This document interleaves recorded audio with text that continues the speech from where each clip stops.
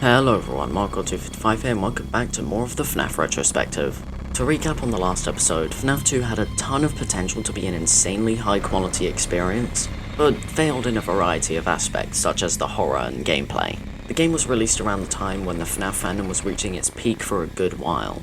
If you were on the internet, you knew about FNaF. Everyone was eagerly waiting for this third installment because of how exciting the last one was. Scott released it on Game Jolt and...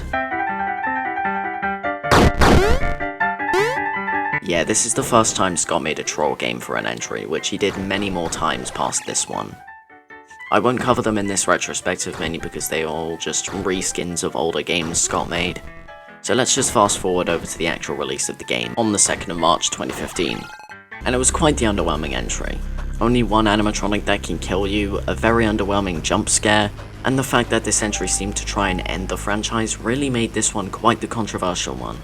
However, all these years later, a certain YouTuber who goes by a name that sounds similar to Pasta would make a video explaining why he thought that FNaF 3 was the best entry in the whole series, followed up by another one explaining his defense of the gameplay. These videos seem to garner a lot of people to not only want more content from this incredible guy, but also to look back on FNaF 3 in a much more positive light, and the rest is history. I've talked about the history behind this game for long enough, so let's just not waste any more time and start part 3 of the FNaF retrospective, tackling FNaF 3. Do the YouTube stuff please, I want full monetization.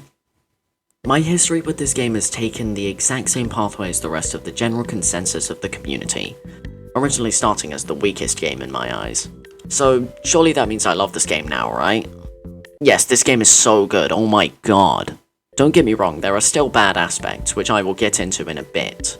But the good here significantly outweighs the bad in my opinion, completely opposite to my thoughts on FNaF 2. Starting off with the bad aspects, everything relating to spooking the player outside of one aspect just isn't up to scratch at all.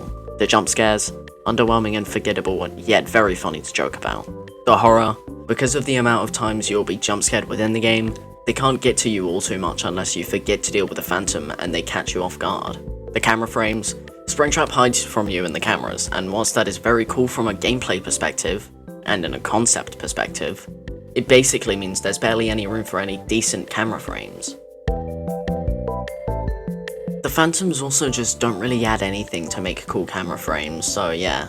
In fact, the horror is so mid in this game, that it was the main reason why Scott wanted to continue this franchise in the first place. I kind of started letting myself be driven a little bit more by criticisms of the game than maybe I had before. Before everybody was just really, really excited.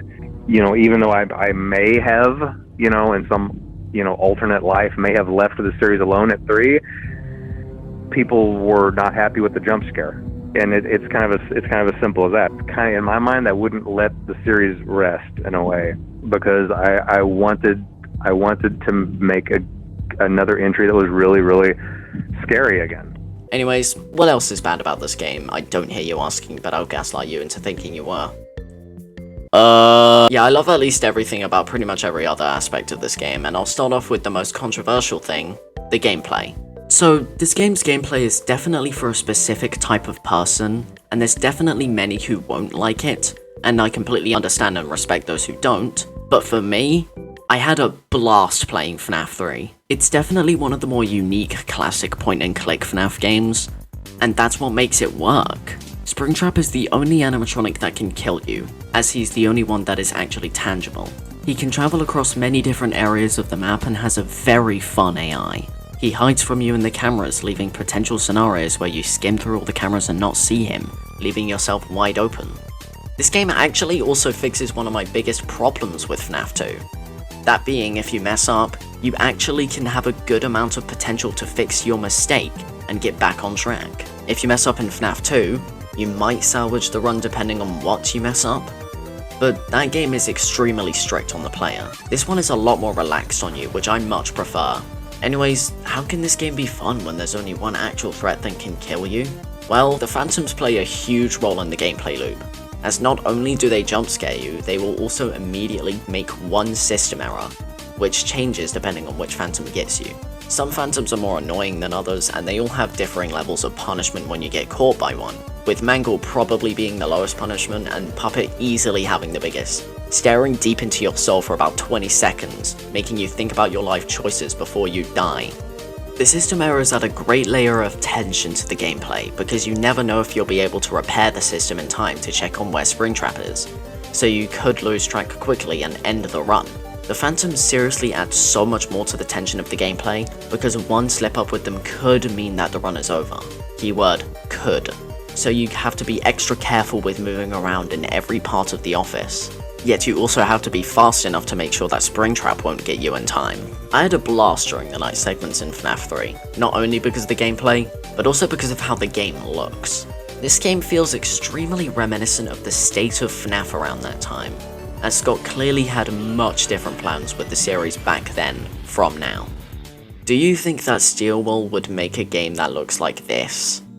That's the great thing about this game. It doesn't hold back with weird, grotesque things like gore. It makes sure that you know that Springtrap is a rotting corpse in a bunny costume because of various aspects, and I love it. Usually gore in a game is a bit too much for me, and I usually just am turned off by it.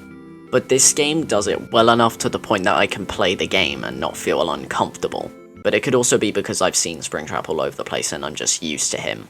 I guess this also indirectly ties to the animatronics in this game, as the Phantoms aren't interesting, but Springtrap is one of the best characters in the whole series in every single aspect you can look at him. Do I really need to go in immense detail about this masterpiece of a character, when everything I could say has already been said by so many other people? Yes, I'm going to, because I want to gush too. Scott did not hold back here, with an absolutely fantastic design and concept, plus the story behind him, which you find out throughout the game, is really unique and cool. In a nutshell, he's the man behind the slaughter who accidentally got himself spring-locked in a reasonable way, and people found his rotting corpse 30 years later and added him to this goofy horror attraction based around Freddy's, with zero knowledge that the guy in the suit is the actual cause for the horror. It's so fantastic, and again, Scott did not restrain himself with making the gore look so nice here, unlike a certain fan game I won't play because it looks dog shit. In fact, the future designs of this character toned down the gore a ton, mainly when Steelwool came into the picture, which does make sense, but man, there's something so tantalizingly cool about this original iteration which Scott was never able to replicate ever again, even in newer versions of the same character, which, trust me, we will get into. Anyways, Springtrap good, yeah, cool, what else is based, huh? Well, this is the first game in the series to feature multiple endings, which I really like. The good ending is fairly simple to get. All you gotta do is, night 1, go to camera A and double click the BB poster, get these balloons, go through the wall, get this balloon. Go to night 2, how goofy, press the arcade buttons in order on camera 7, face through solid matter again, get the cake, go back to BB, do it again, give the kid the cake, go to night 3, cool, click on these cupcakes on these cameras, blah, here you go, go to night 4, how wacky, click on these random tiles in a specific order. Happy now, night 5 time, see ya Foxy, click on this dude, mash S whilst holding A. Time to have a happiest day, click on the puppet poster here, see you guys, had fun, beat night 5. My God! Help me! And there you go. Did you get all that? Okay, from a gameplay standpoint, no one in their right mind is finding all of this without the help of a guide. But this stuff was intended to be solved by the community collectively. Everyone came together on launch day to figure everything out about this, and it's just so damn cool. Not only that, but these minigames also have an aura of sadness and happiness at the same time around them. They all lead up to the final happiest day one, where all the souls who you helped get to be happy come together to save one more to have, well, their happiest day. They disappear, the masks fall down, and the balloons fly off, marking the fact that these souls moved on and can finally rest in peace. Aside from Golden Freddy and the puppet, but still, I love the symbolism here, and the build up to this moment is straight up fantastic. It's one of the best story moments in the whole series, and really shows just how important of a game this one truly is. One thing about this game I find surprisingly great is the music during these minigames and end screens. I never knew this end screen song existed, but it's so somber and fantastic, fitting the scenario perfectly.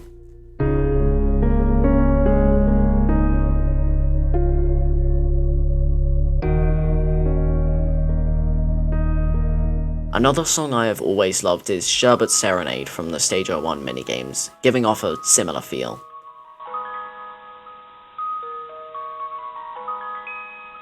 I highly recommend you go and listen to this game's soundtrack, it is so damn good, link in the description.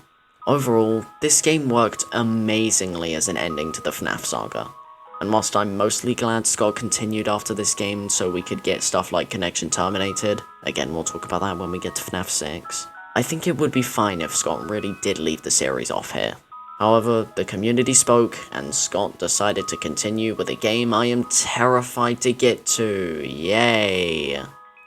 To conclude this part, FNaF 3 is a fantastic game in my eyes, with amazing story moments, very fun gameplay, a great soundtrack, and Springtrap. Yes, it could have been a lot scarier, which I'm very sad about personally, but I don't think that ruins this whole experience for me. It's obviously not the most polished experience out there, but I am so glad this game exists. I'll put this game above FNaF 1 on the tier list, in A tier, because I feel like there'll be more games I prefer. FNaF 4 used to be my absolute favourite when I got into the franchise, and some people still really love it, but for others the gameplay is just not for them, similar to this game. I'm absolutely terrified to play this game, but I started this on my own accord, so I gotta power through that game. I feel like this part had a much worse structure than the others in this series, let me know, but I just really wanted to talk about this game and why I loved it as much as possible. Anyways guys, that's just about it for today's video everybody, I really hope you all enjoyed it, and if you like my channel then why not subscribe, click the like button, check out these videos, share with friends and family, check out my Discord server, and click the bell so you'll be notified when any new videos come out. Anyways guys, hope you all have a fantastic day and I'll see you guys in the next video. Goodbye.